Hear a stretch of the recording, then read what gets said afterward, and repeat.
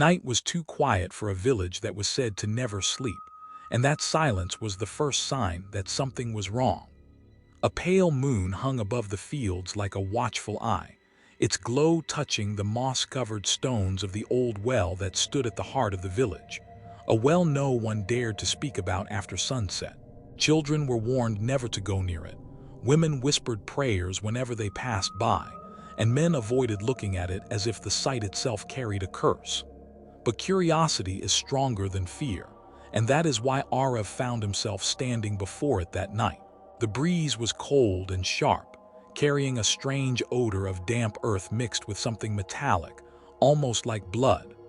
Arev leaned closer, listening, because he swore he heard something coming from inside the darkness of the well, something that sounded like his name. His heart thudded against his chest as he stared into the black hole, but there was nothing to see, only a void that seemed deeper than the earth itself. He laughed nervously, telling himself it was the wind, yet the voice came again, softer this time, like a whisper brushing against his ear, saying, "Come closer." Arev froze, his breath caught in his throat as his eyes darted around, but the empty street offered no answer, only shadows stretching like black veins across the dusty ground. His throat was dry, and for a moment he thought of running back home, but something held him there, something that felt like invisible hands gripping his legs, pulling him closer to the stone ring of the well. He took a shaky step forward, his sandals scraping softly against the stones, and peered over the edge. Darkness stared back, thick and endless, and then he saw something glimmering faintly far below, like the reflection of eyes submerged in black water. His mind screamed to leave, but before he could pull away, the whisper came again, this time louder, more urgent. "Arev, help me." He stumbled back, his heart pounding so hard he could hear it in his ears, and he wondered how the voice knew his name. He tried to convince himself it was a prank, maybe someone hiding inside, but the sound of that voice, thin, hollow, soaked in sorrow, made his skin crawl. "Who's there?" he asked, his own voice trembling, but the night swallowed his words, leaving only silence. He turned to leave when the voice cried again, this time sounding like a child sobbing in the depths. Arev's blood turned cold, and against every instinct screaming at him, he whispered, "What do you want?" There was a pause, long and suffocating, before the voice replied, "Pull me out." His breath hitched as his eyes fell on the old wooden bucket hanging by a rope, frayed and brittle from years of neglect. His hands shook as he gripped the handle and began lowering the bucket into the well, every creak of the rope sounding like bones breaking in the quiet night. The bucket went down and down, the rope unraveling like an endless thread into the abyss, until it suddenly stopped with a jerk that sent a shiver up Arev's spine.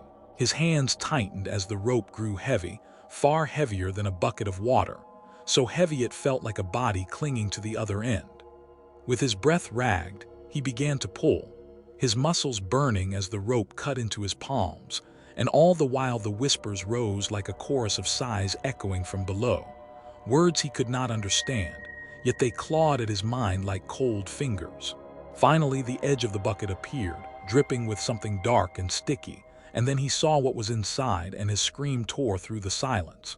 It was not a child, not a person, but a lump of flesh twisted in impossible shapes, pale skin stitched together with coarse black threads, and where a face should have been, there was only a mouth, wide and grinning, lined with jagged teeth.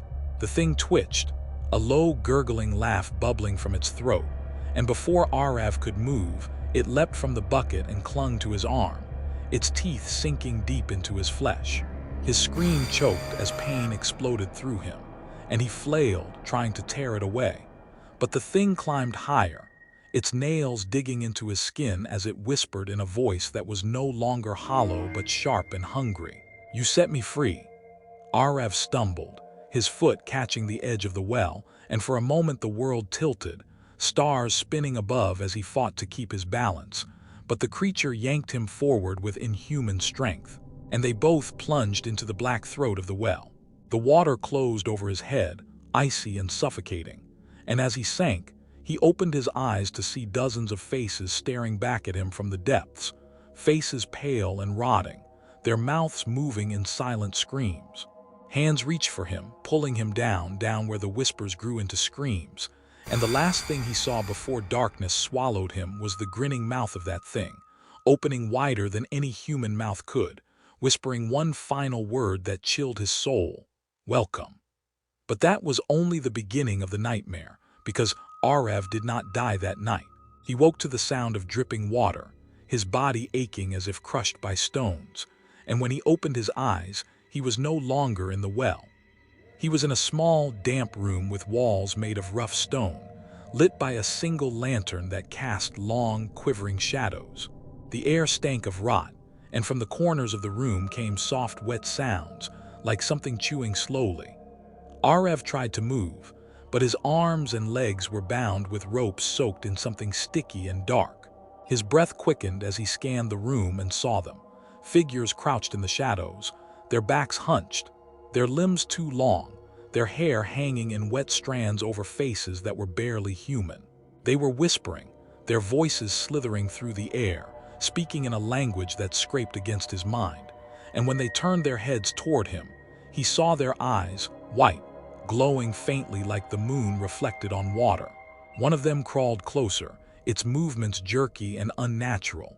And as it came into the lantern light, Arav saw that its mouth was stitched shut, yet the whispers still poured from it like smoke.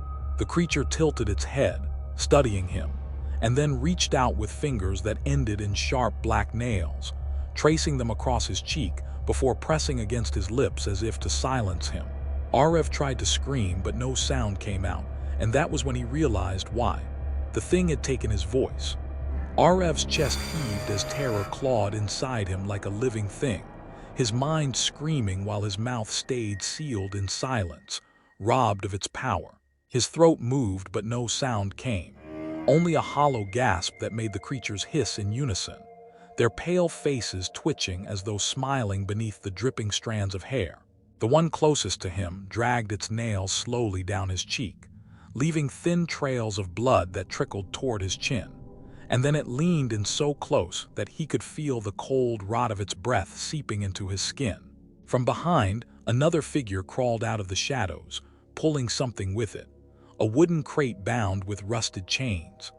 The sight made Arav's stomach twist because whatever was inside was moving, struggling with slow, heavy jerks as if alive. The creature stopped in front of him and set the crate down, the chains rattling like broken bones. And then with one violent pull it tore them apart, revealing the horror within. Inside was a head, a human head, or at least what was left of one. The skin was gray and sagging, the eyes replaced with black stones, and the mouth sewn shut with the same thick black threads that bound the whispering creatures. As the lantern flickered, the head twitched, its lips straining against the stitches as if it were trying to scream. Arav jerked violently against his ropes, the chair creaking beneath him, but the figures only hissed louder, their whispers growing into a low, guttural chant that seemed to shake the very walls. The lantern dimmed as shadows stretched and quivered like living veins, and suddenly the head inside the crate split apart, the stitches ripping as something crawled out. Thin, boneless arms slick with black slime, followed by a face that was not human but a gaping mouth filled with spiraling teeth. Arav gagged silently as the thing slithered free and began dragging itself toward him, leaving a trail of viscous fluid that steamed on the cold stone floor. The creatures stepped back, their milky eyes glowing as if in reverence, and the chanting grew louder, filling the room with a vibration that made Arav's bones ache. The thing crawled up his legs, its touch icy and wet, and when it reached his chest, it tilted its hideous head and opened its mouth wider, wider until the skin around it tore and black ichor spilled down its neck. From its throat came a voice, not one voice but hundreds layered together, screaming and whispering at once, Arav's name over and over, stretching it until it was no longer a name but a shriek that scraped against his soul. The ropes binding him tightened as if alive, digging into his flesh until blood streamed down his arms, and then the creature pressed its gaping mouth against his throat. Pain ripped through him like fire as he felt something pulling, not his breath, not his blood, but something deeper, his essence. his very soul being sucked out in ragged strands that glowed faintly like mist before vanishing into the darkness of that endless maw. Arev's vision blurred, his body convulsing as the room dissolved into shadow, and in those final moments before consciousness shattered, he saw something that made his mind splinter into madness. The walls of the chamber were covered in faces, hundreds of them carved into the stone, their mouths open in eternal screams, their eyes hollow yet burning with faint light. They were not carvings. They were people fused into the walls, their flesh hardened like rock, their agony frozen for eternity. And then everything went black. When Arev opened his eyes again, he was standing by the well. The moon hung low, its light washing the village in pale silver, and the air was thick with silence. For a fleeting second, he thought it had all been a dream, a nightmare too vivid to believe. But then he looked at his hands. They were pale, wet, and dripping with black water that steamed against the night air. Slowly, he turned toward the well and his breath stopped. Standing beside it was a figure, tall and thin, with hair hanging like a curtain, its head tilted unnaturally as it whispered his name in a voice that was now his own. Arev stumbled back, clutching his throat, and that was when he realized the truth. He could speak again.